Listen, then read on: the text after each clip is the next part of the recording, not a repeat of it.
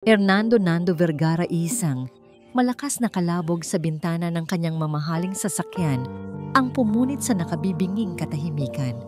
Napapitlag si Hernando Nando Vergara. Agad na kumunot ang kanyang noo, handa nang magalit sa kung sino mang batang kalye ang naglalaro malapit sa kanyang kotse. Ngunit ang bumungad sa kanya ay hindi isang bola o isang bato, isang batang babae. Nakatayo siya sa gitna ng ambon, payat ang katawan at basa ang damit na kupas. Nakadikit ang kanyang palad sa salamin ng bintana at ang kanyang malalaking mata ay nanlalaki sa isang ekspresyong hindi mabasa ni Nando. Hindi ito pagkamaang-maangan, hindi rin ito paghingi ng limos. Ito ay gulat. Isang purong, hindi nasaling gulat at hindi siya nakatingin kay Nando. Ang mga mata niya ay nakatutok sa isang bagay sa loob ng kotse. Sa ibabaw ng dashboard, isang malamig na kuryente ang gumapang sa batok ni Nando. Dahil alam niya kung ano ang tinititigan ng bata. Iyon ang nag-iisang larawan ng kanyang anak na si Luis. 1 taon. Eksaktong 1 taon na ngayon mula nang huli niyang mayakap ang kanyang anak sa isang family picnic na nauwi sa isang bangungot. 1 taon ng mga walang tulog na gabi, ng mga tawag sa pulis na walang bagong balita, ng pakikipag-usap sa mga peking impormante na gusto lang siyang perahan. Ang kanyang puso ay isang disyerto at sa loob ng 1 taon, ang tanging bumibisita sa disyertong yon ay ang mga buwitre, mga taong may sakim na mga mata, nangangako ng impormasyon kapalit ng malaking halaga, ngunit laging iniiwan siyang mas wasak kaysa dati. Ngunit ang mga mata ng batang ito, iba. Dahan-dahang ibinaba ni Nando ang bintana ng kotse. Ang ingay ng palengke, ang sigawan ng mga tinder, ang busina ng mga tricycle, ang patak ng ulan sa mga yero ay biglang pumasok sa loob. Bata, halos paos ang boses ni Nando. Anong problema? Hindi kumurap ang dalagita. Ang mga mata niya ay tila magnet na nakadikit sa litrato. Bumagsak ang hawak niyang kahon ng mga candy sa basang semento. Kumalat ang mga laman nito sa paligid ng kanyang mga yapak na nakapaa. Hindi niya iyon pinansin. Yung bata po sa litrato, nanginginig ang kanyang boses, isang manipis na tunog sa gitna ng ingay. Bumilis ang tibok ng puso ni Nando. Pamilyar ang eksenang ito. Sasabihin ng bata na kilala niya, hihingi ng pera, at pagkatapos ay maglalaho. Ngunit pinilit niyang kontrolin ang sarili. Anong meron sa kanya? Napalunok ang bata. Isang butil ng luha ang namuo sa gilid ng kanyang mata. Dala ba ng ulan o ng emosyon? Hindi sigurado si Nando. Sa isang tinig na parang bulong, sinabi niya ang mga salitang nagpatigil sa mundo ni Nando. Nakita ko na po siya. Huminto ang paghinga ni Nando. Ang lahat ng ingay sa paligid ay naglaho. Tanging ang 3 salitang yon ang umalingaw-ngaw sa kanyang isipan. Nakita ko na po siya. Hindi ito tulad ng dati. Walang pagkaganid sa mga mata ng bata. Tanging takot. Isang matinding takot na tila may hahabol sa kanya anumang oras. Kinakapos sa hininga. Dahan-dahang binuksan ni Nando ang pinto ng kotse. Ang amoy ng basang lupa at usok ay sumalubong sa kanya. Hindi niya ininda ang ambon na agad bumasa sa kanyang mamahaling damit. Ang tanging mahalaga ay ang batang nasa harapan niya. Ang nag-iisang kislap ng pag-asa sa loob ng 1 taon ng kadiliman. Saan? Tanong ni Nando. Sinisikap na maging mahinahon kahit na ang kanyang kaluluwa ay sumisigaw. Saan mo siya nakita? Ngunit sa paglabas niya, ang mahika ay nabasag. Ang pagkakatitig ng bata ay naputol. Napalitan ng purong sindak ang kanyang mukha nang makita ang isang lalaking malaki at desperado na papalapit sa kanya. Para siyang isang usa na nakakita ng papalapit na panganib.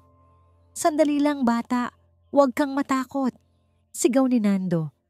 Pero huli na ang lahat. Mabilis pa sa isang kisap mata, tumalikod ang dalagita. Sa isang iglap tumakbo siya palayo. Ang kanyang maliliit na paa ay mabilis na humakbang sa mga basang baldosa ng palengke. Teka, bumalik ka. Sinubukan siyang habulin ni Nando, ngunit ang bata ay mas mabilis, mas sanay sa masisikip na daanan. Pumasok siya sa isang makitid at madilim na eskinita, isang siwang sa pagitan ng dalawang gusali na tila nilamon siya ng buo. Napatigil si Nando sa bukana ng eskinita, hinahabol ang kanyang hininga. Ang kadiliman sa loob ay tila walang katapusan. Nawala na ang bata at kasama niya nawala na naman ang kanyang pag-asa, Alea. Hindi hininga ang habol ni Alea, kundi buhay. Bawat hakbang niya palayo sa lalaking iyo ay isang hakbang palayo sa panganib. Ang mukha ng batang lalaki sa litrato ay nakatatak sa kanyang isipan, kasabay ng desperadong mga mata ng lalaki. Ngunit mas malakas ang takot niya sa kung anong naghihintay sa kanya sa kanilang bahay. Ang eskinita ay pamilyar sa kanya, ang amoy ng basura at mamasa-masang lupa, ang mga naglalakihang daga na hindi na natatakot sa tao, ang dilim na kayakap niya sa araw-araw. Ito ang kanyang mundo. Nang marating niya ang pinto ng kanilang kwarto, sa dulo ng isang mahabang pasilyo, nanginginig niyang binuksan yon. Inay, nakaupo sa isang lumang silyang yantok ang kanyang ina, na si Clarita, nag-aayos ng mga bulaklak na sampagita para ibenta. Nang makita siya, isang matamis na ngiti ang sumilay sa mga labi nito, ngunit hindi umabot sa kanyang mga mata. Laging ganoon ang mga mata ni Inay, kalmado sa labas, ngunit may bagyo sa loob. Alea, anak, ang aga mo yata? Malambing na sabi ni Clarita, ngunit agad na napansin ang basang damit at ang putik sa mga paa ng anak. At higit sa lahat, ang kawalan ng daladalang kahon. Nasaan ang mga paninda mo? At bakit ka umiiyak? Doon lang napansin ni Alea ang mga luhang tuloy-tuloy na pala sa pagpatak. Agad niya itong pinunasan. Wala po, Inay. Nahulog po kasi. Nahabol po ako ng aso. Ito ang palusot na paulit-ulit niyang ginagamit. Ang pinakaligtas na kasinungalingan. Tumayo si Clarita. Lumapit ito sa kanya at sa isang iglap, nawala ang lambing sa mukha nito. Pinalitan iyon ng isang matalim na tingin. Hinawakan nito ang baba ni Alea, marahihin ni mamahan ngunit may diin, at pilit na iniangat ang kanyang mukha. Aso lang ba talaga, Alea? O may nakausap kang hindi dapat kausapin? Naramdaman ni Alea ang panlalamig ng kanyang buong katawan. Kilala siya ng kanyang ina. Alam nito kung kailan siya nagsisinungaling. Wala po, Inay. Promise po. Bumuntong hininga si Clarita at binitawan siya. Muling bumalik ang nangiti nito, ngunit mas nakakatakot iyon kaysa sa galit. Alam mo naman, anak, na ginagawa ko ang lahat para sa'yo. Diba? Mahirap ang buhay. Kailangan nating maging matalino. At ang pakikipag-usap sa mga estranghero, lalo na sa mga mayayaman na nagmamaneho ng magagarang sasakyan, ay hindi katalinuhan. Panganib iyon. Habang nagsasalita ang ina, ang tingin ni Alea ay napako sa isang saradong pinto sa sulok ng kanilang maliit na kwarto. Ang pintong yon, ang pinto na mahigpit na ipinagbabawal sa kanya. Isang gabi, mga isang linggo na ang nakalipas, nagising siya sa isang mahinang pag-iyak. Galing iyon sa likod ng pinto. Dahan-dahan siyang gumapang para sumilip sa maliit na butas sa lumang kahoy at nakita niya siya, ang batang lalaki mula sa litrato, nakaupo sa sahig, yakap ang kanyang mga tuhod. Bago pa siya makagalaw, naramdaman niya ang kamay ng kanyang ina sa kanyang balikat. Hindi ito nagsalita. Hinila lang siya pabalik sa kanyang higaan. At sa dilim, bumulong ito sa kanyang tainga. Mga salitang tumusok sa kanyang puso na parang yelo. Kapag nagsalita ka, Alea, mawawala ako. Iiwanan kita. Mag-isa ka na lang dito. Gusto mo ba yun? Ang takot na maiwanan. Iyon ang kanyang kadena. Alea, Nakikinig ka ba sa akin? Napapitlag si Alea. Bumalik sa kasalukuyan. Tumango siya ng mabilis. Opo, inay. Opo. Mabuti. Ngumiti si Clarita at niyakap siya. Isang yakap na mahigpit at malamig. Tandaan mo anak, tayong dalawa lang ang magkakampi sa mundong ito. Tayo lang. Bumitaw ito at bumalik sa pag-aayos ng sampagwita. Si Alea naman ay naupo sa kanyang banig. Yakap-yakap ang kanyang nag-iisang manikang basahan. Ang mga mata ng lalaki sa kotse. Hindi masama ang mga yon. Malungkot. Katulad ng mga mata ng batang lalaki sa likod ng pinto. Sino ang masama?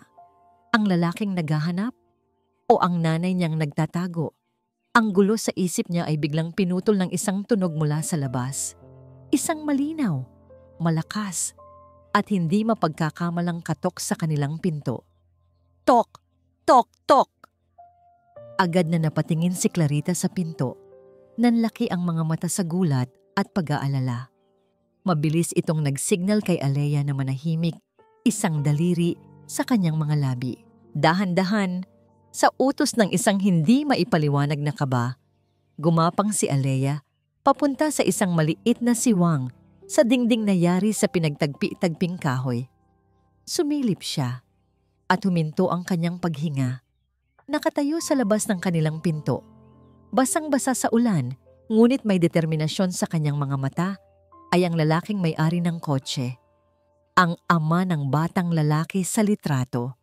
Ang bawat katok ni Nando sa manipis na pinto ay tila isang dagundong sa kanyang dibdib. Pinakiramdaman niya ang paligid, ang amoy ng kanal, ang mahihinang ungol mula sa mga katabing kwarto, ang kadilimang hindi kayang talunin ng nag-iisang bumbilya sa pasilyo. Ito ang mundong pinagtataguan ng kanyang pag-asa. Bumukas ang pinto. Isang babae ang sumalubong sa kanya. Mukha itong pagod. May mga guhit ng hirap sa kanyang mukha.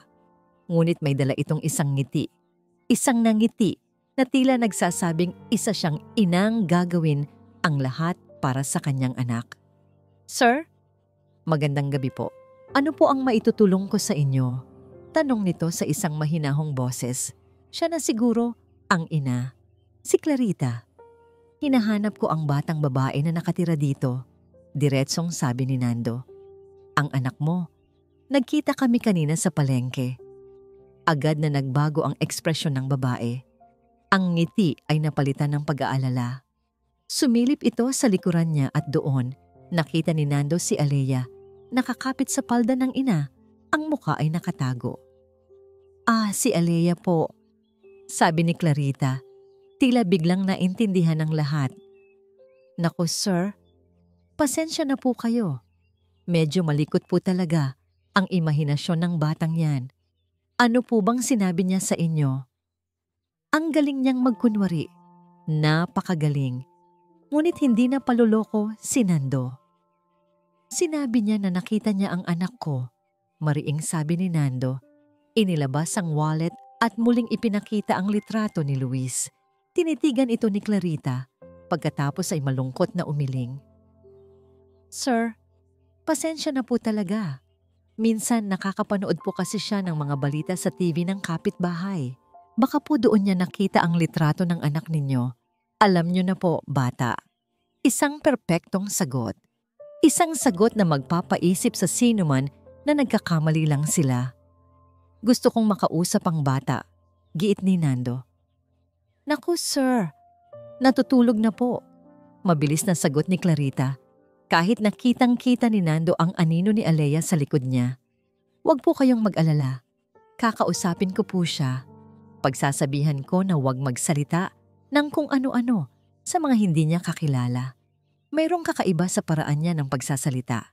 May diin sa mga huling salita. Isang babala. Biglang bumukas ng kaunti ang pinto at inanyayahan siya ni Clarita. Tuloy po muna kayo, sir, para makita niyo. Napakaliit lang po ng aming tinitirhan. Imposible pong may maitago kami dito. Iyon ay isang hamon. Isang matalinong hamon. Pumasok si Nando. Tumama sa kanya ang bigat ng kahirapan Sa loob ng kwarto, isang banig, isang maliit na mesa, isang aparador na kinakalawang. Ang lahat ay malinis, ngunit halatang luma at pinaglumaan ng panahon. Paano mabubuhay ang isang bata sa ganitong lugar? Habang nagsasalita si Clarita tungkol sa kanilang hirap sa buhay, kung paano niya itinaguyod mag-isa si Alea, ang mga mata ni Nando ay nasa batang babae lang. Nakatayo ito sa sulok, yakap-yakap ang isang manikang basahan. Hindi ito makatingin ng diretso sa kanya. Ang mga mata nito ay nasa sahig, puno ng takot. Hindi ito ang mga mata ng isang batang nagsinungaling. Ito ang mga mata ng isang bihag. Kaya pagpasensyahan niyo na po, sir. Pagtatapos ni Clarita, mahirap lang po kami, pero hindi po kami masasamang tao. Alam ni Nando na wala siyang mapapala sa gabing ito. Ang babae ay may sagot sa lahat ng kanyang tanong. Ang pagpipilit ay maglalagay lang sa bata sa mas malaking panganib. Sige, sabi ni Nando. Ang kanyang boses ay walang emosyon. Aalis na ako, pero babalik ako. Isang panandaliang kislap ng tagumpay ang nakita ni Nando sa mga mata ni Clarita. Bago ito muling napalitan ng pagkaawa, hinatid siya nito sa pinto. Salamat po sa pag-unawa, sir, sabi ni Clarita nang may matamis ng ngiti. Mahirap lang kami, pero marunong kaming protektahan ang pamilya namin. Isang banta, isang babalang nakabalot sa magagalang na salita. Tumalikod si Nando at nagsimulang maglakad palayo sa pasilyo. Ang bawat hakbang ay mas mabigat kaysa sa nauna. Ang pag-asa na naramdaman niya kanina ay unti-unting namamatay. Pinapatay ng perpektong pag-arte ng babaeng iyon. Baka nga nagkamali lang siya. Baka ang desperasyon niya ay pinaglalaruan na ang kanyang isip. Baka ang bata ay isang maliit na kaluskos mula sa itaas ang pumutol sa kanyang pag-iisip. Napahinto siya. Lumingon siya pabalik sa bintanang maliit at may rehas sa tabi ng pinto ng kwarto ni na Alea. At doon, mula sa siwang ng bintana, isang maliit at puting bagay ang mabilis na inihulog. Bumagsak ito nang walang tunog sa isang maliit na sanaw sa semento. Napatitig si Nando dito. Ang kanyang puso ay muling nagsimulang tumibok ng mabilis. Dahan-dahan siyang lumapit, yumuko, at pinulot ang basang papel. Isa itong lukot na balat ng candy. At sa likod nito, gamit ang isang krayola, mayroong dalawang bagay na nakaguhit. Isang pangalan ng eskinita at sa ilalim nito, isang bituin. Nagsara ang pinto at kasabay nito, ang maskara ng kanyang ina ay bumagsak. Hindi nagsalita si Clarita. Ngunit ang katahimikan ay mas nakakatakot kaysa sa anumang sigaw. Dahan-dahan itong lumapit kay Alea. Ang bawat hakbang ay mabigat at puno ng panganib. Napaurong si Alea hanggang sa maramdaman niya ang malamig na pader sa kanyang likuran. Ikinuyiyom niya ang kanyang mga kamay sa laylayan ng kanyang damit. Ito na. Alam niyang parurusahan siya. Ngunit hindi siya sinaktan ni Clarita. Sa halip, lumuhod ito sa harap niya. Hinawakan ng kanyang mga kamay. At ang mga mata nito ay biglang napuno ng luha. Mga totoong luha. Bakit anak? Garalgal ang boses ni Clarita. Bakit mo ginagawa ito sa akin? Sa atin? Ang biglaang pagbabago ay mas nakapagpalito kay Alea kaysa sa isang sampal. Hindi mo ba alam kung gaano kita kamahal? Patuloy ng kanyang ina, humihikbi. Hindi mo ba naaalala ang kwento ng kuya mo? Napayuko si Alea. Ang kwento. Ang kwento na sandata ng kanyang ina. Ang kuya mo, si Angelo. Nagsimula si Clarita. Ang bawat salita ay puno ng pait. Napakasigla niyang bata. Kasing edad mo lang siya nang magkasakit siya. Isang simpleng lagnat lang daw, sabi ng albularyo. Ngunit lumala ng lumala. Dinala namin siya sa ospital. Pero alam mo ba ang sinabi nila? Wala kayong pera. Wala kaming magagawa. Naramdaman ni Alea ang pag-init ng kanyang mga mata. Kahit ilang daang beses na niyang naririnig ang kwento, lagi pa rin itong masakit. Nakita ko siyang nanghina, Alea. Nakita ko siyang unti-unting nawalan ng hininga sa mga braso ko. Dahil lang wala tayong pera. Pera, isang pirasong papel na mas mahalaga pa sa buhay ng anak ko. Suminghot si Clarita at mas hinigpitan ang hawak sa mga kamay ni Alea. Nangako ako sa sarili ko noong araw na yon. Hinding-hindi na mangyayari ulit to. Hinding-hindi mararanasan ng anak ko ang mamatay dahil lang sa hirap. Hinawakan ni Clarita ang magkabilang pisngi ni Alea. Pinunasan ng kanyang mga daliri ang luha ng bata. Lahat ng ginagawa ko, anak, kahit na hindi mo naiintindihan, ay para hindi mangyari sa iyo yon. Para magkaroon ka ng kinabukasan na hindi ko naibigay sa kuya mo. Bawat salita ay isang tinik na bumaon sa puso ni Alea. Ang bigat ng pagkamatay ng isang kapatid na hindi man lang niya nakilala ay ipinapasan sa kanyang mga balikat. Siya ang dahilan ng lahat ng sakripisyo ng kanyang ina. At ngayon, siya ang nagiging traidor. Yung lalaking yun, Alea. Bumulong si Clarita. Ang kanyang tinig ay nagiging isang babala. Hindi siya pag-asa. Panganib siya. Babalikan ka niya. Susubukan niyang kunin ka sa akin. At iiwan mo si inay na mag-isa. Tulad ng ginawa ng kuya mo. Gusto mo bang mangyari yun? Umiling si Alea. Ang kanyang mga hikbi ay hindi na mapigilan. Hindi po, inay. Ayoko po. Kung ganoon, sabi ni Clarita. Kalimutan mo na siya. Kalimutan mo na ang nakita mo. Wala kang nakita. Wala kang narinig. Naiintindihan mo ba? Tumango si Alea. Ang kanyang buong katawan ay nanginginig sa pagkalito at pagkakasala. Opo, inay. Sorry po. Sorry po. Niyakap siya muli ni Clarita. Isang yakap na tila nagsasabing, akin ka. Pagkatapos ay maran siyang itinayo. Sige na, matulog ka na. Mahaba ang araw bukas. Sumunod si Alea. Humiga siya sa kanyang banig at nagtalukbong ng kumot, ngunit ang kanyang mga mata ay nanatiling dilat sa dilim. Ang gabi ay lumalim. Ang tanging maririnig ay ang mahinang paghilik ng kanyang ina. Ngunit sa isipan ni Alea, nag-uumpugan ang mga imahe. Ang umiiyak na mukha ni inay, ang malungkot na mukha ng batang lalaki sa kwarto, at ang desperadong mga mata ng ama nito. Mahirap lang kami, pero hindi kami masasamang tao. Sinungaling. Sa kaibuturan ng kanyang puso, alam ni Alea na mali ang lahat ng ito. Ang pag-ibig ng kanyang ina ay parang isang kulungan. At sa gabing ito, sa kauna-unahang pagkakataon, mas naging mabigat ang kasalanan ng pananahimik kaysa sa takot sa parusa. Dahan-dahan, maingat na maingat para hindi makalikha ng anumang ingay, bumangon siya.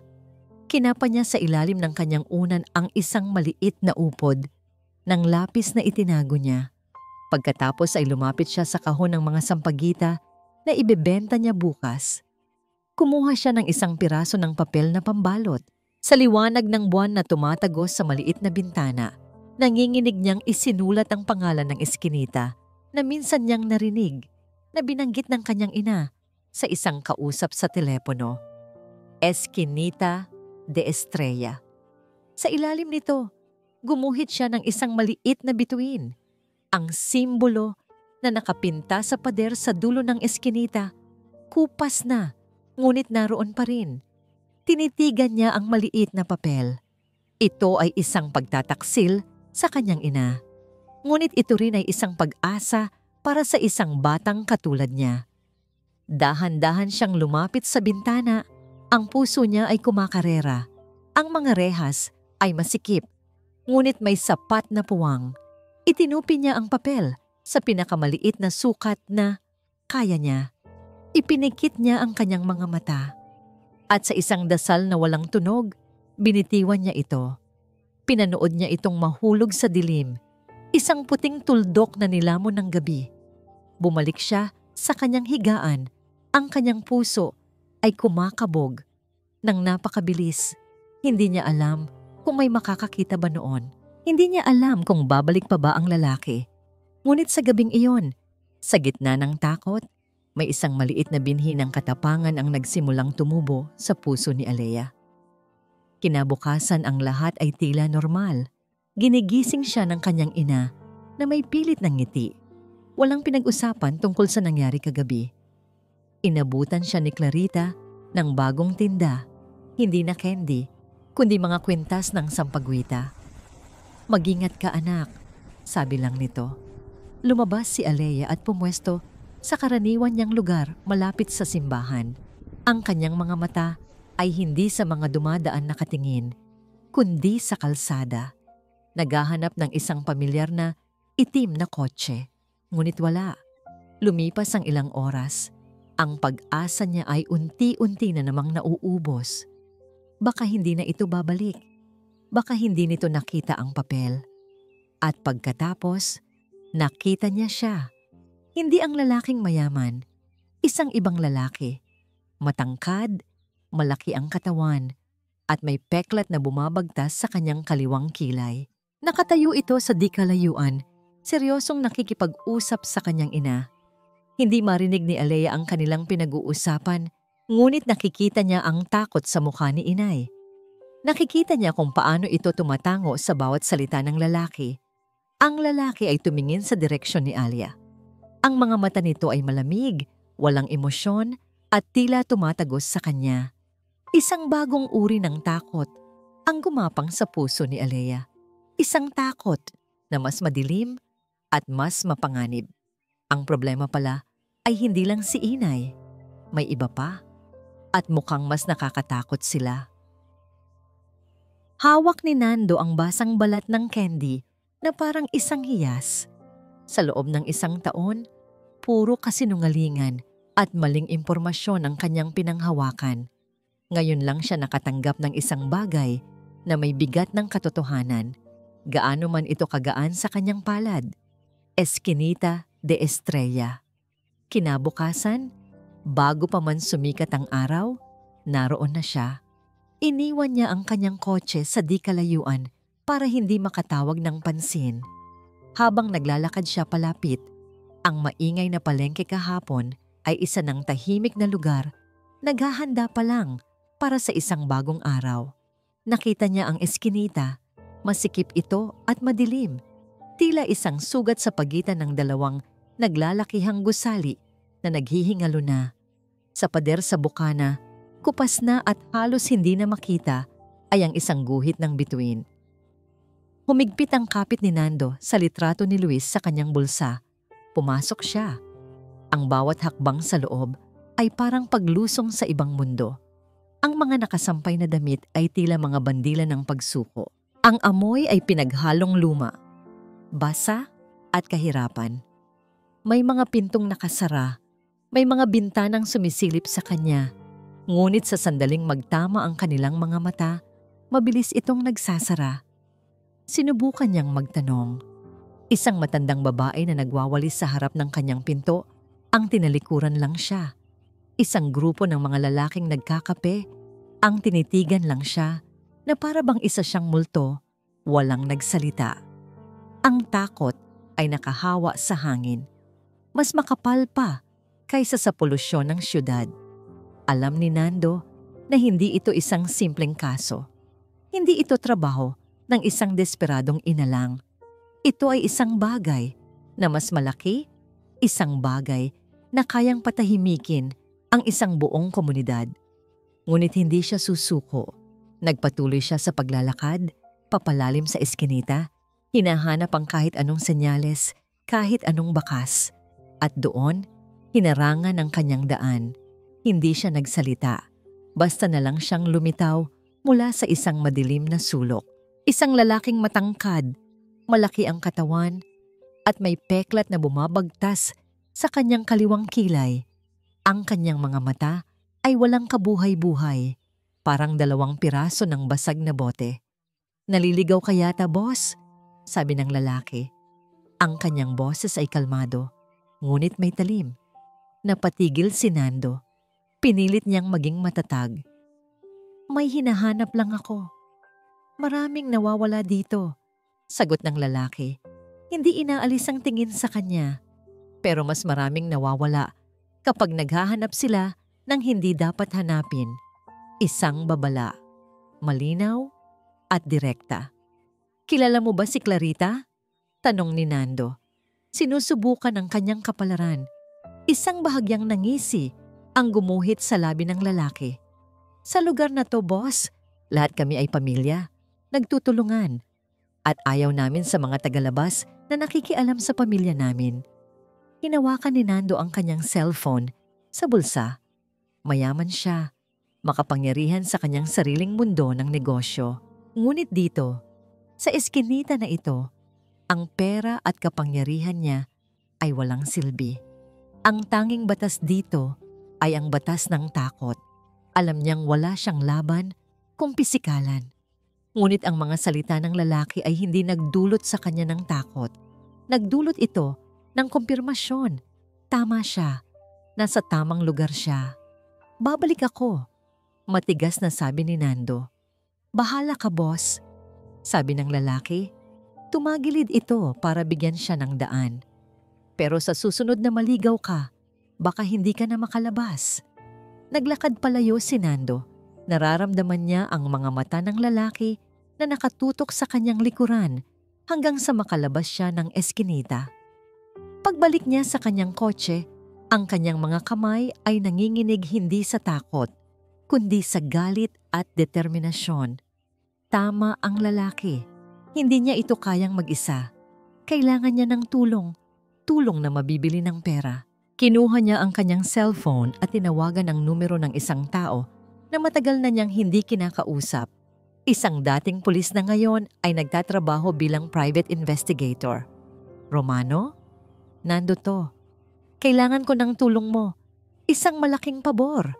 Ibinigay niya ang lahat ng detalye, ang pangalan ni Clarita, ang address, ang description ng lalaking may peklat. Pagkalipas ng ilang oras, habang si Nando ay nakaupo sa kanyang opisina, hindi mapakali. Muling tumunog ang kanyang telepono. Si Romano. Nando, sabi ng boses sa kabilang linya. Seryoso, may nahanap na ako. Umupo ng tuwid si Nando. Ano yon? Yung babaeng binigay mo? Si Clarita, may nahanap na ako. At hindi po simple ang nakaraan niya.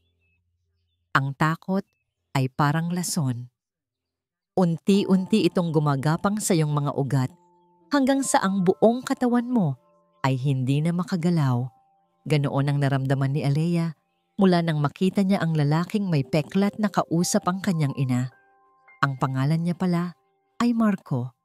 Narinig niyang binanggit ito ni Inay nang may panginginig sa boses. Ang buong araw ay balot ng tensyon. Si Clarita ay palakad-lakad sa loob ng kanilang masikip na kwarto. Laging tinitingnan ang kanyang lumang cellphone na tila naghihintay ng isang napakahalagang tawag. Mas madali na siyang mag-init ang ulo. Isang beses, natabig lang ni Aleayo ang isang baso ng tubig at sinigawan na siya nito. Hindi nang ngumingiti si Inay. Ang kanyang mga mata ay laging gising, laging nagmamasid, na para bang may mga aninong gumamagapang sa mga dingding na siya lang ang nakakakita. Nang dumating ang gabi, hindi makatulog si Alea. Ipinikit niya ang kanyang mga mata, ngunit ang mukha ng lalaking may peklat at ang malamig nitong tingin ang lagi niyang nakikita. Yakap niya ng mahigpit ang kanyang manika, ngunit hindi nito kayang alisin ang lamig na bumabalot sa kanyang puso. Hating gabi, narinig niya ito. Isang mahinang pamilyar na tunog, ang pag-vibrate ng cellphone ng kanyang ina. Nagkunwari siyang tulog, ngunit ang kanyang mga tainga ay nakikinig. Narinig niya ang pagbangon ni Clarita at ang mga yabag nito papunta sa kabilang sulok ng kwarto, malapit sa bintana, para humina ang signal.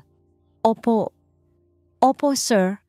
Narinig ni Alea ang pabulong na boses ng kanyang ina. Puno ito ng paggalang at takot. Naihanda ko na po ang lahat. Isang sandaling katahimikan. Bukas na po ba ng gabi? Muling katahimikan. Nanatiling hindi gumagalaw si Alea. Halos hindi na humihinga. Opo, oo, silang dalawa. Handa na po sila. Silang dalawa? Isang katanungan ang biglang sumibol sa isip ni Alea. Dalawa? Sino ang isa pa? Walang naging problema kay Luis, patuloy ni Clarita. Tahimik lang siya. Yung isa, si Maya, medyo maingay paminsan, pero kinakausap ko naman po. Luis at Maya. Sa sandaling iyon, naramdaman ni Alea ang panlalamig ng kanyang buong katawan na parang binuhusan siya ng isang baldeng yelo. Ang kanyang puso ay tila tumigil sa pagtibok. Hindi lang pala isa, hindi lang ang batang lalaki sa litrato. May isa pang bata sa likod ng saradong pinto. Isang batang babae na nagngangalang Maya. Ang bigat sa kanyang dibdib ay biglang dumoble. Ang kasalanan na kanyang pinapasan ay naging isang dambuhalang bato na halos dumurog sa kanya. Ang pag-iyak na naririnig niya minsan ay hindi lang pala galing sa iisang bata. Gusto niyang sumigaw, gusto niyang tumakbo. Ngunit ang takot ay isang kamay na nakatakip sa kanyang bibig. Isang kamay na pumipigil sa kanyang paghinga. Narinig niyang ibinabana ni Clarita ang tawag. Ilang segundo ng katahimikan ang lumipas.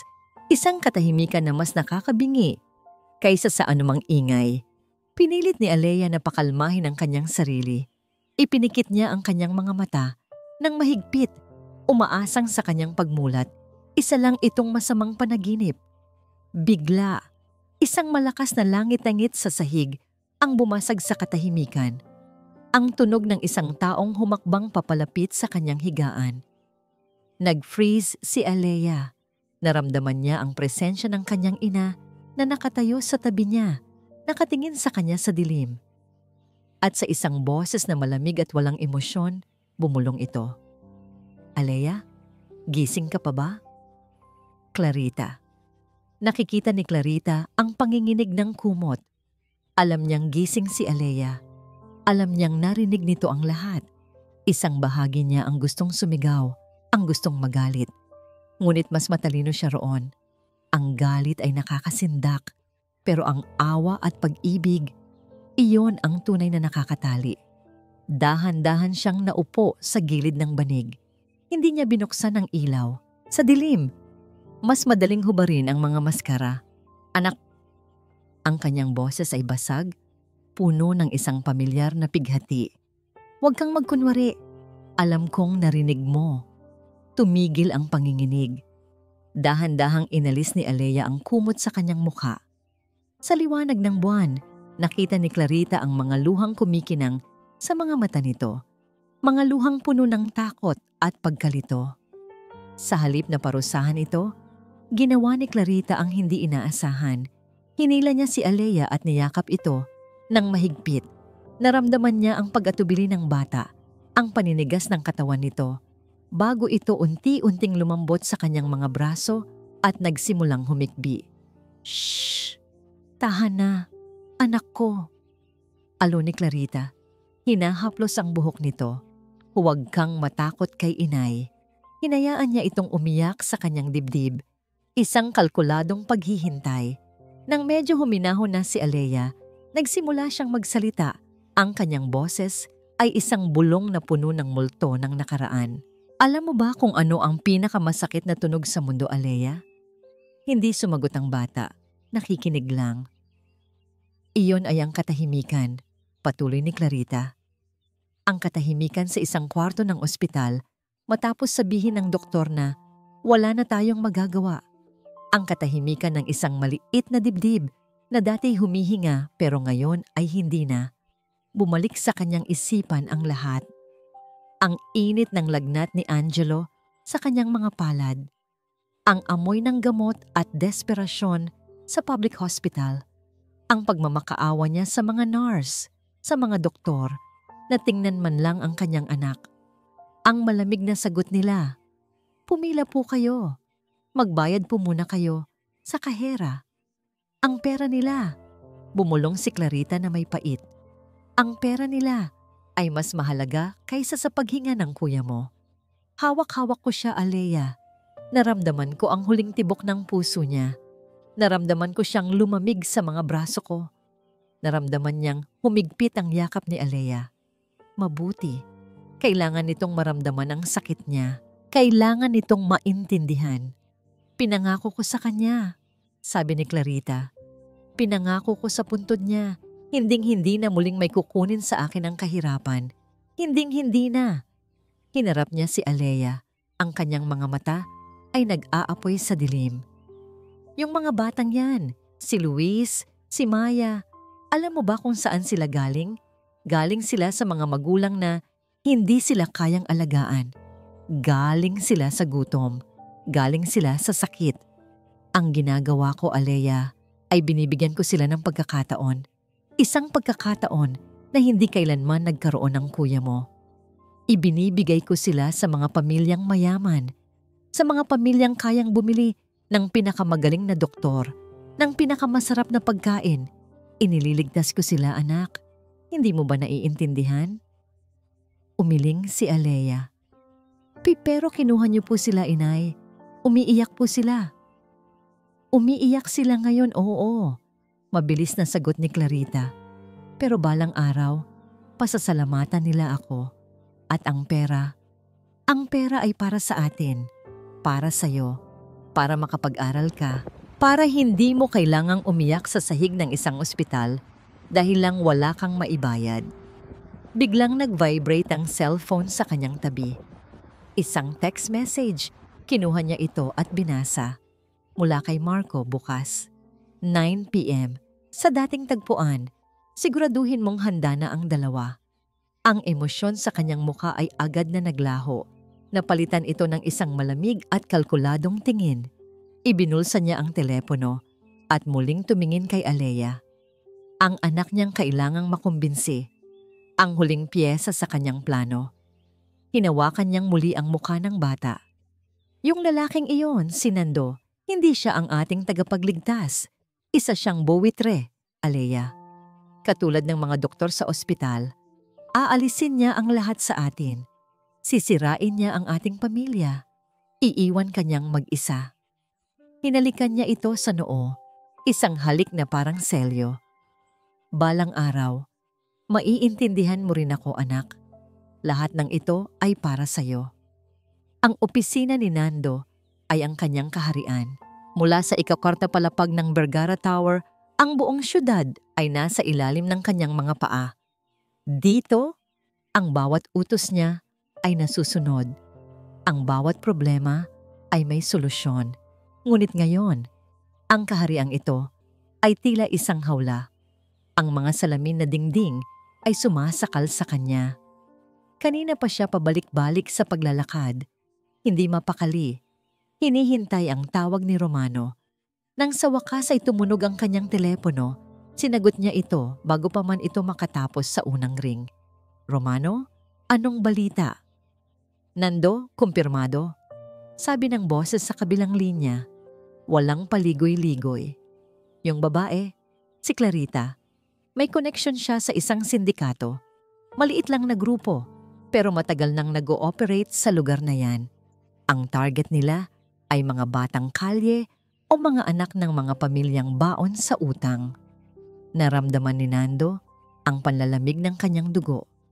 Ang kanyang pinakamasamang kinatatakutan ay nagkakatotoo. Si Luis ay hindi lang basta nawala. Kinuha siya. Ipinagbili. Ang lalaking may peklat, patuloy ni Romano. Ang pangalan niya ay Marco Sandoval. May record siya ng panggugulpi at extortion. Siya ang tagakuha, ang enforcer. Si Clarita, siya ang taga-alaga, ang tagatago ng mga bata bago sila ibenta. Napaupo si Nando. Ang kanyang mga tuhod ay biglang nanghina. Ang bawat salita ni Romano ay parang isang suntok sa kanyang sikmura. Ang babaeng nagpakita sa kanya ng isang maamong mukha, ang inang nagkukwento ng kahirapan, ay isang halimaw na nakasuot ng balat ng tupa. At si Alea, ang batang iyon, lumaki siya sa tabi ng halimaw. Siya ay parehong biktima at testigo. Ngayon ay naiintindihan na ni Nando ang takot sa mga mata ng bata. Mayroon pa, Nando, sabi ni Romano. At sa tono ng kanyang boses, alam ni Nando na ito ang pinakamalala. Base sa mga nakalap kong impormasyon sa kalye, may malaking transaksyon na magaganap. Ngayong gabi. Ngayong gabi? Napasigaw si Nando, napatayo. Isang mayamang kliyente mula sa ibang bansa. Matagal na nilang ka-deal. Mukhang ito na ang pinakamalaking bayaran na matatanggap nila. At base sa usapan, 2 bata ang i-deliver. 2 bata. Ang isip ni Nando ay bumalik sa maliit na papel na bigay ni Alea. Sa takot sa mga mata nito. Posible kayang alam ng bata na hindi lang si Luis ang naroon? Ang pag-aalala niya para kay Luis ay biglang nahaluan ng matinding pag-aalala para kay Alea. Ang batang iyon ay naglagay ng kanyang sarili sa panganib para bigyan siya ng babala. Isang babala na muntik na niyang balewalain. Nasaan sila? Saan magaganap ang transaksyon? Tanong ni Nando. Ang kanyang boses ay nagmamadali. Hindi pa natin alam ang eksaktong lokasyon. Pero ang lahat ay magsisimula sa lugar ni na Clarita. Doon nila kukunin ang mga bata. Nando, kailangan na nating kumilos. Nakausap ko na ang mga koneksyon ko sa pulis, sabi ni Nando. Handa na sila, pero kailangan nating mauna.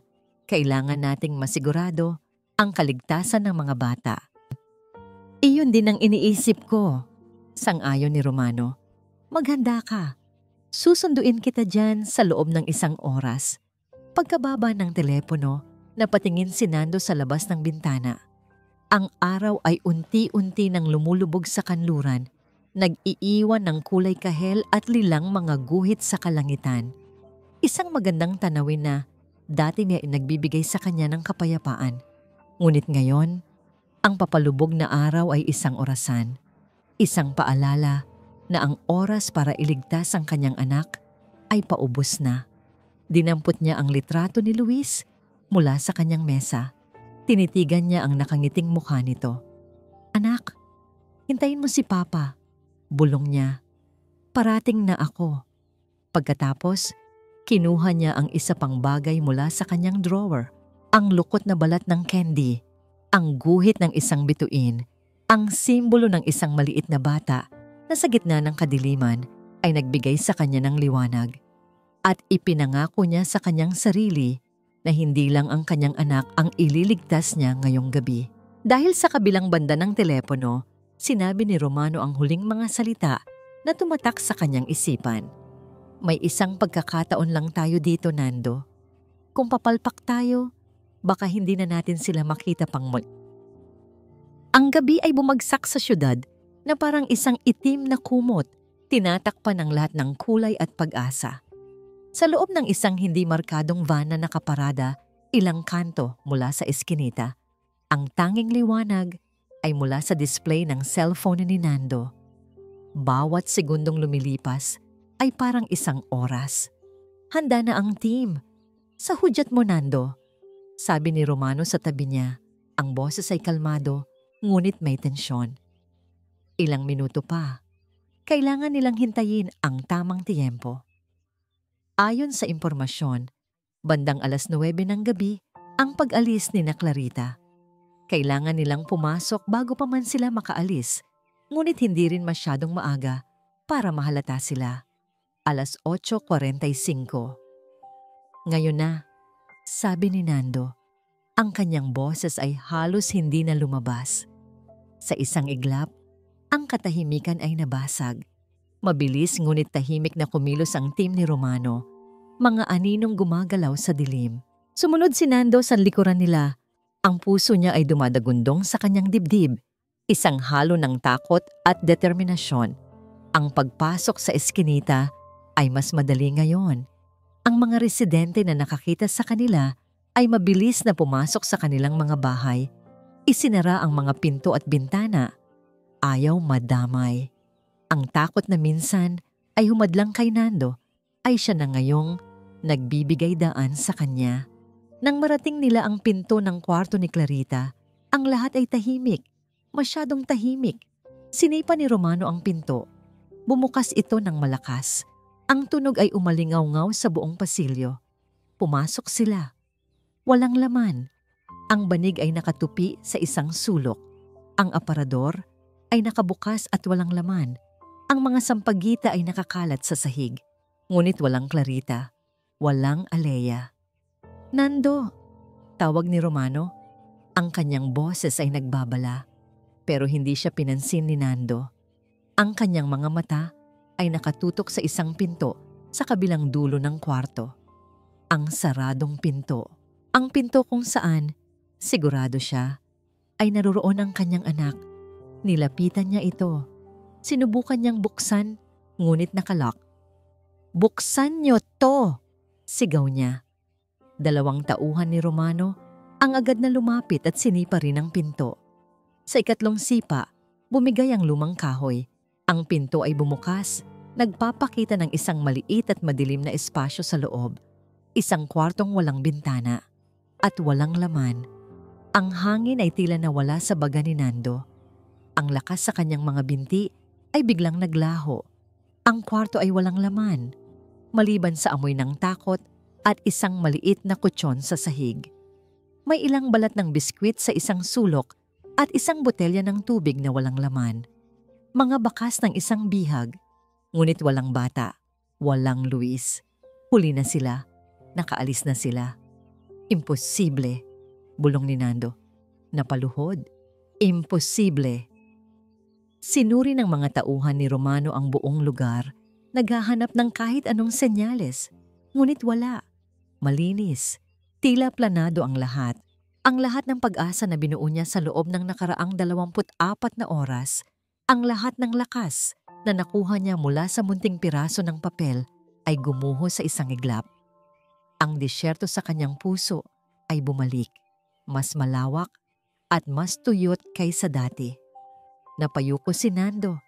Ang kanyang mga kamay ay nakasuntok sa sahig. Gagalawin na sana siya ni Romano para aluin nang may napansin si Nando na kumikinang sa ilalim ng kutsyon. Dahan-dahan, nanginginig niyang inabot ito. Isang maliit na hair clip, hugis bulaklak. Ang parehong hair clip na suot ni Alea kahapon. Humigpit ang kapit niya dito. Ang maliit na bagay na ito ay ang huling piraso ng kanyang nawasak na pag-asa. Isang paalala ng batang babaeng nagtiwala sa kanya. Isang batang babae na ngayon ay nawawala na rin kasama ng kanyang anak. Pinakawalan ni Nando ang isang sigaw. Hindi ito isang sigaw ng galit. Hindi rin ito isang sigaw ng lungkot. Ito ay isang sigaw ng isang taong nawalan na ng lahat. Isang sigaw ng purong, walang katapusang desperasyon na umalingaw-ngaw sa loob ng kwartong walang laman. Alea. Ang loob ng van ay masikip at mabaho, amoy luma at kalawang. Nakaupo si Alea sa sahig, katabi ang 2 bata na parehong tahimik na umiiyak. Si Luis, ang batang lalaki mula sa litrato, ay nakayakap sa kanyang mga tuhod. Si Maya, isang batang babae na mas bata pa sa kanya ng kaunti, ay nakasandal sa balikat ni Alea. Ang maliliit nitong katawan ay nanginginig. Kanina lang, bigla silang pinalabas ni Inay mula sa lihim na kwarto. "Bilis! Bilis! Kailangan na nating umalis!" bulong nito.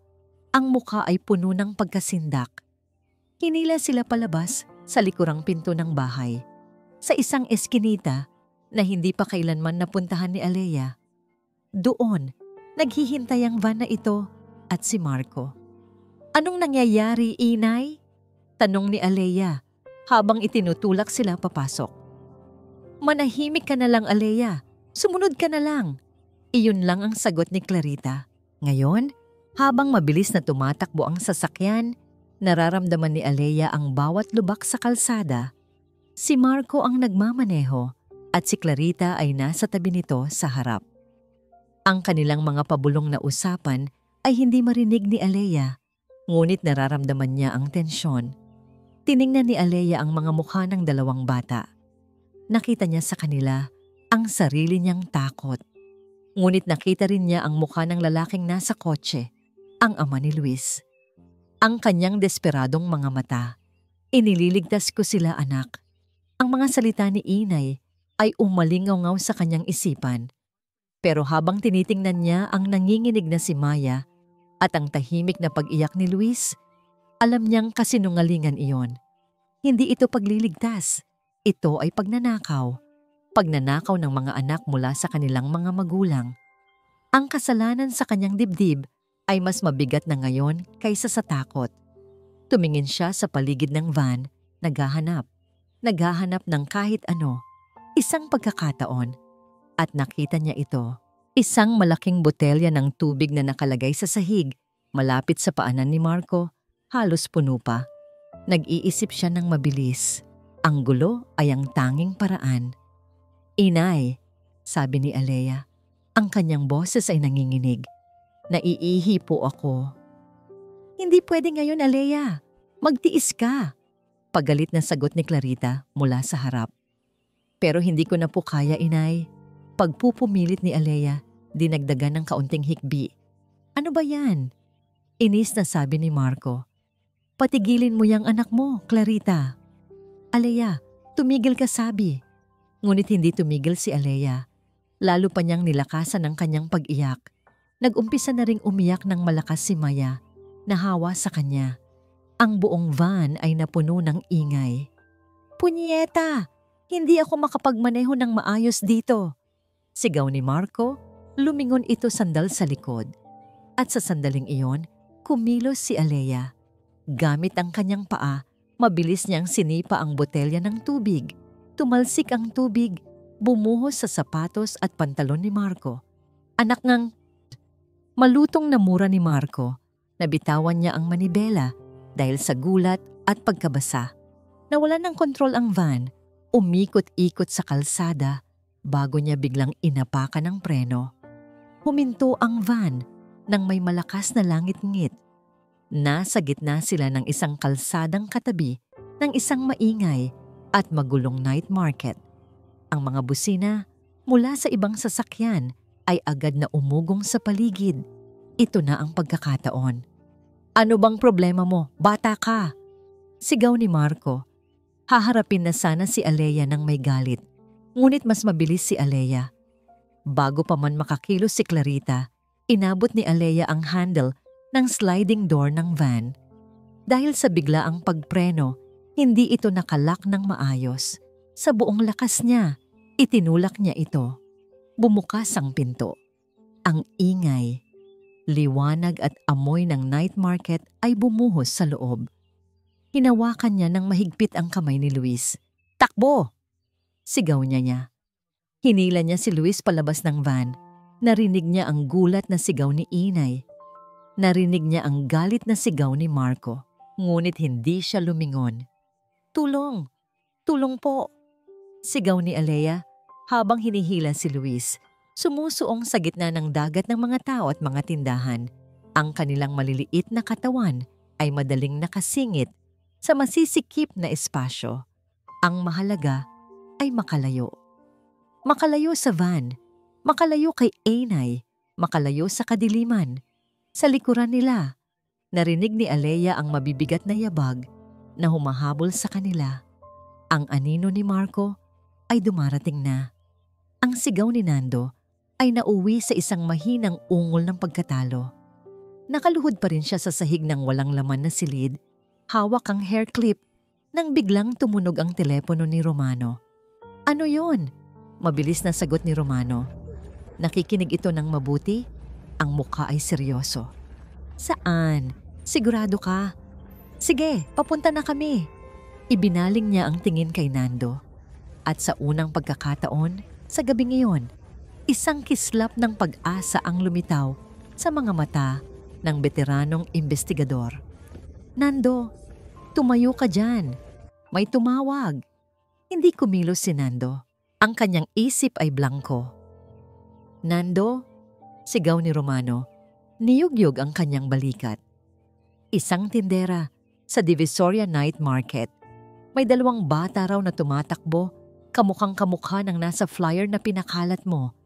Isang batang lalaki at isang babae. At may humahabol sa kanilang malaking lalaki.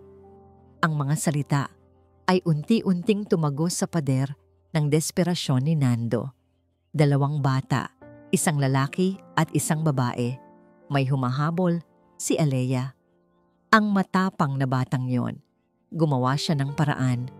Sa isang iglap, ang apoy sa kanyang puso na akala niya'y namatay na ay muling nagliyab, mas malakas at mas nag-aalab kaysa dati. Tumayo siya. Tara na. Ang biyahe papuntang Divisoria ay isang malabong alaala ng mga busina, mabilis na pagliko, at mga sigaw ni Romano sa radyo. Ngunit ang isip ni Nando ay nasa isang lugar lang. Nang marating nila ang gilid ng night market, ang gulo at ingay ay sumalubong sa kanila. Libu-libong tao. Daan-daang tindahan. Paano nila mahahanap ang mga bata dito? Maghiwalay tayo, utos ni Nando. Tumalon palabas ng van bago pa man ito tuluyang huminto. Ipinakita niya ang litrato ni Luis sa bawat taong madaanan niya. Nakita niyo ba sila? Nakita niyo ba ang mga batang ito? Ang ilan ay umiling. Ang iba ay hindi siya pinansin. Ngunit isang matandang nagtitinda ng mani ang tumuro. Doon, boss. Papunta sila sa may bilihan ng mga laruan. Tumatakbo. Salamat. Salamat sa Diyos. Tinakbo ni Nando ang direksyon na itinuro. Sumisiksik siya sa mga tao. Bumabangga. Humihingi ng tawad ngunit hindi humihinto. Ang kanyang mamahaling sapatos ay naputikan. Ang kanyang damit ay nagusot. Wala siyang pakialam. Luis! Sigaw niya. Umaasang maririnig siya ng kanyang anak. Luis! At pagkatapos, sa gitna ng ingay ng mga laruang debaterya at tawanan ng mga tao, narinig niya ito. Isang sigaw. Isang sigaw ng isang batang babae. Bitawan mo kami! Sinundan ni Nando ang tunog at doon, sa isang eskinita sa pagitan ng 2 stall ng damit, nakita niya sila. Nahuli na sila ni Marco. Hawak nito sa magkabilang braso sina Alea at Luis. Nagpupumigla si Alea. Si Luis naman ay paralisado sa takot. Sabi ko na babalik ka. Diba? Sabi ni Marco. Ngumisi nang makita si Nando. Pero huli ka na. Akin na sila. Isang primordial na galit ang bumalot sa buong pagkatao ni Nando. Ang CEO, ang negosyante, ang taong laging gumagamit ng utak at pera. Lahat sila ay naglaho. Ang natira na lang ay isang ama. Isang amang handang pumatay para sa kanyang anak. Bitawan mo sila. Sabi ni Nando, bawat salita ay may diin. Tumawa si Marco. O ano? Anong gagawin mo? Hindi na nagsalita si Nando. Sumugod siya. Hindi siya isang manlalaban. Ngunit ang kanyang galit ay nagbigay sa kanya ng lakas. Sinuntok niya si Marco sa mukha. Nabitawan ng lalaki ang mga bata dahil sa gulat. Tumakbo kayo! Sigaw ni Nando kina Alea. Gumanti si Marco ng isang malakas na suntok sa sikmura ni Nando. Napangiwi si Nando sa sakit. Ngunit hindi siya umatras. Nagpang-abot sila. Isang desperadong ama laban sa isang sanay na kriminal. Suntok, sipa, tulak. Isang marahas na sayaw sa gitna ng night market. Hinila ni Alea si Luis papalayo sa gulo. Papalapit sa liwanag. Papa!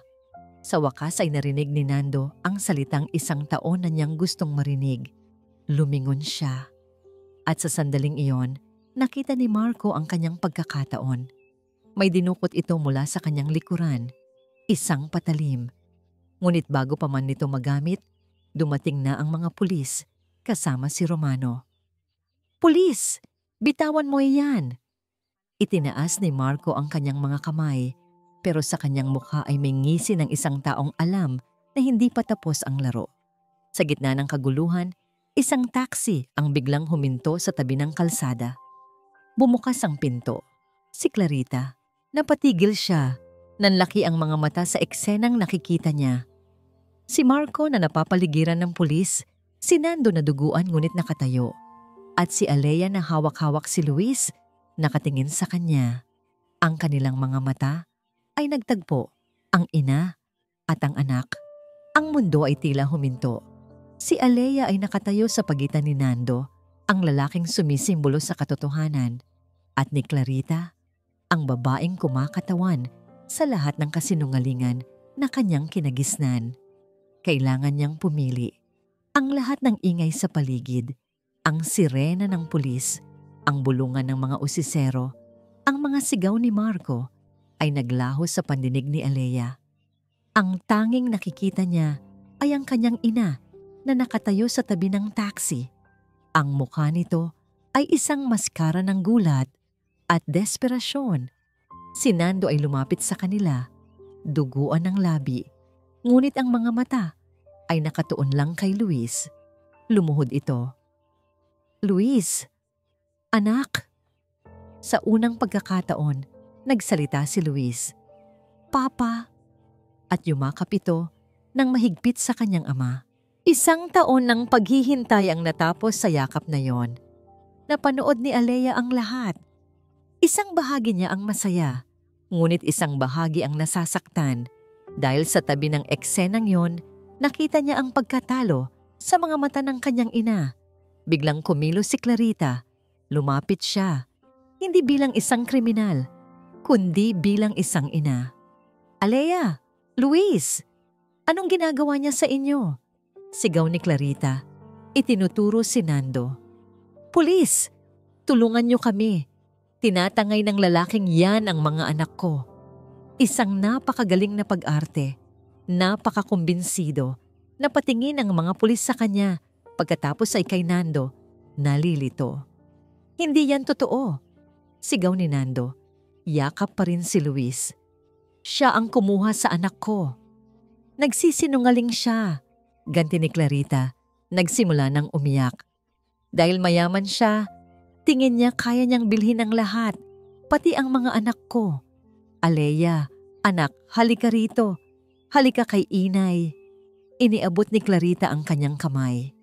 Isang kamay na pamilyar kay Alea. Ang kamay na nagpapakain sa kanya, nag-aayos ng kanyang buhok, at humahaplos sa kanya kapag siya'y natutulog.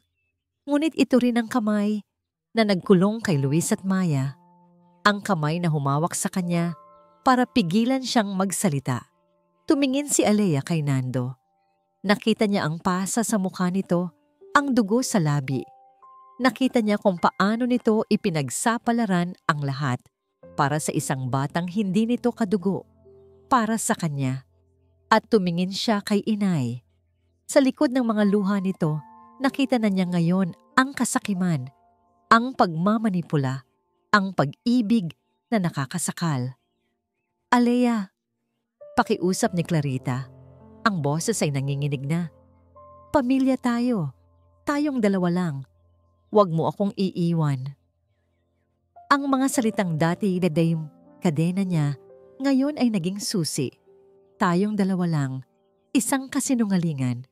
Dahil sa mundong ito, may mga taong tulad ni Luis, ni Maya, at ni Nando. Hindi lang sila ang nag-i-exist. Dahan-dahan, humakbang si Alea. Hindi papunta sa kanyang ina. Humakbang siya papunta sa isang pulis. Napatigil ang lahat. Tumingala siya sa pulis at sa isang tinig na nanginginig ngunit malinaw. Nagsimula siyang magsalita. "Hindi po siya ang nanay ni Luis," sabi ni Alea. Itinuturo si Clarita. "Ang nanay ko po siya, pero nagsisinungaling po siya." "Alea, anong sinasabi mo? Tumigil ka!" sigaw ni Clarita. Ang kanyang pagkukunwari ay nababasag na. Ngunit hindi tumigil si Alea. Ngayong nagsimula na siya, hindi na niya kayang bumalik. Kinulong po niya si Luis sa isang kwarto. Kasama po si Maya, isang batang babae pa po. Ang bawat salita ay parang isang martilyo na dumudurog sa natitirang depensa ni Clarita. "Narinig ko po sila ni Kuya Marco na mag-uusap," patuloy ni Alea. Ang mga luha ay malayang dumadaloy sa kanyang pisngi. "Ibenta daw po sila ngayong gabi. Kaya po tumakas kami. Patawad po, inay. Pero mali po to. Mali po ang lahat." Ang huling mga salita ay hindi isang akusasyon. Ito ay isang hatol. Isang hatol na nanggaling sa puso ng sarili niyang anak. Iyon ang sumira kay Clarita. Hindi ang mga pulis, hindi si Nando, kundi ang tingin ni Alea. Isang tingin ng pagkabigo at kalungkutan. Napaluhod si Clarita sa semento. Ang kanyang mga hikbi ay hindi na para sa pag-arte. Ito ay mga tunay na hikbi ng isang taong tuluyang nawalan. Habang nilalapitan siya ng mga pulis para pusasan, hindi siya pumalag. Ang kanyang mga mata ay nakatitig lang kay Alea, puno ng isang tanong na hindi na masasagot. Bakit? Nilapitan ni Nando si Alea, kasama si Luis. Inilagay niya ang kanyang kamay sa balikat ng bata. Isang mainit at matatag na kamay. Tapos na, bulong niya. Ngunit para kay Alea, hindi pa. Habang isinasakay si Clarita sa police car, isang pulis ang lumapit sa kanila. Ang kanyang mukha ay seryoso. Sir, may masamang balita po. Na-intercept na po namin yung isa pang sasakyan na kasabwat nila, base sa testimonya ni Marco. Bumilis ang tibok ng puso ni Alea. Si Maya. Pero sabi ng pulis umiling. Ang batang babae, si Maya, wala na po siya sa sasakyan. Mukhang nailipat na siya sa iba bago pa kami dumating. Sa sandaling iyon, ang lahat ng tapang na inipon ni Alea ay naglaho. Pinalitan ito ng isang nakakalamon na alon ng pagkakasala. Huli na siya. Huli na pala ang lahat. Nailigtas niya si Luis, pero nabigo siyang iligtas si Maya. Napatumba si Alea sa semento. Ang kanyang mga binti ay hindi na kayang suportahan ang bigat ng kanyang kabiguan. Ang mga sigaw at sirena sa paligid ay naglaho. Ang tanging naririnig niya ay ang paulit-ulit na bulong sa kanyang isipan. Kasalanan ko, kasalanan ko. Lumipas ang ilang buwan. Ang ingay ng night market ay napalitan ng tahimik na mga pasilyo ng korte. Ang matapang na testimonya ni Alea, kasama ang lahat ng ebidensyang nakalap, ang naging huling pako sa kabaong ng kaso. Hinatulan si Clarita ng habambuhay na pagkabilanggo. Si Marco at ang iba pa nilang kasamahan ay nahuli rin kalaunan. Sa huling araw ng paglilitis, nakita ni Nando si Clarita. Wala na ang dating tapang at pagkukunwari nito. Isa na lang siyang babaeng pinagsakluban ng langit at lupa, isang inang sinira ng sarili niyang kasakiman. Ang mga mata nila ni Alea ay hindi na muling nagkrus. Ang hustisya ay naibigay, ngunit ang mga sugat ay nanatili. Si Luis ay unti-unti nang bumabalik sa dati. Dinadala siya ni Nando sa pinakamagaling na child psychologist. May mga gabi pa rin na binabangungot siya, sumisigaw, ngunit araw-araw may kaunting liwanag na bumabalik sa kanyang mga mata. Araw-araw, mas humihigpit ang yakap niya sa kanyang ama. Ngunit si Alea ay nasa sarili niyang kulungan. Pansamantala siyang nasa pangangalaga ng isang social worker sa isang bahay ampunan. Dinadalaw siya ni Nando at Luis araw-araw. Nagdadala sila ng mga laruan, mga libro, sa sarap na pagkain. Ngumingiti si Alea, nagpapasalamat, ngunit ang nangiti ay hindi umaabot sa kanyang mga mata. Ang multo ni Maya ay laging naroon. Kung naging mas mabilis lang po sana ako, paulit-ulit niyang sinasabi kay Nando. Ang kanyang boses ay puno ng pagsisisi. Kung mas naging matapang po ako agad, sana po nailigtas ko rin siya. At sa tuwing sinasabi niya iyon, isang piraso ng puso ni Nando ang nadudurog. Isang hapon, sa halip na sa ampunan, sinundo ni Nando si Alea. Kasama nila si Luis. Saan po tayo pupunta, Sir Nando? Tanong ni Alea. May ipapakita lang ako sa'yo. Sagot ni Nando, isang bahagyang nangiti sa kanyang mga labi. Nagmaneho sila palayo sa magulong syudad. Ang mga naglalakihang gusali ay napalitan ng mga puno. Ang ingay ng trapiko ay napalitan ng tunog ng hangin. Huminto sila sa isang lugar kung saan ang asul na dagat ay humahalik sa puting buhangin. Umupo silang tatlo sa dalampasigan, pinapanood ang paglubog ng araw. Alam mo, Alea, nagsimula si Nando. Ang kanyang tingin ay nasa malayo. Nung nawala si Luis, gumuho ang mundo ko. araw-araw, sinisisi ko ang sarili ko. Sana pala hindi ko na lang siya binitawan. Sana pala mas binantayan ko siya. Ang sana pala ang pinakamasakit na kaaway ng isang tao. Tumingin siya kay Alea. Ang kanyang mga mata ay puno ng pag-unawa. Hindi mo kasalanan ang nangyari kay Maya. Ginawa mo ang lahat ng iyong makakaya, higit pa sa inaasahan mula sa isang batang tulad mo. Umiling si Alea. Ang mga luha ay nagsimula na namang mamuo. Pero nabigo po ako. Hindi, mariing sabi ni Nando. Hindi ka nabigo. Hinawakan niya ang kamay ng bata. Tingnan mo si Luis. Napatingin si Alea kay Luis na sa mga sandaling iyon ay abala sa pagguhit sa buhangin. Mas payat pa rin ito, pero may ngiti na sa kanyang labi. Tingnan mo ako, sabi ni Nando. 1 taon akong parang patay. Ngunit dahil sa'yo, nabuhay ulit ako. Hindi mo man nailigtas ang lahat, Alea. Pero iniligtas mo kaming dalawa. Iniligtas mo ako.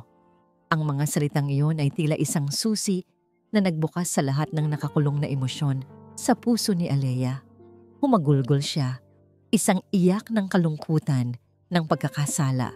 Ngunit ngayon, may kasama ng paglaya. Niyakap siya ni Nando. Sa pagkakataong ito, lumapit si Luis at yumakap din sa kanilang dalawa. 3 taong sinira ng trahedya, naghahanap ng lunas sa isa't isa. Nang tumahan na si Alea, may isang seryosong tanong si Nando. Alea, gusto kong maging bahagi ka ng pamilya namin.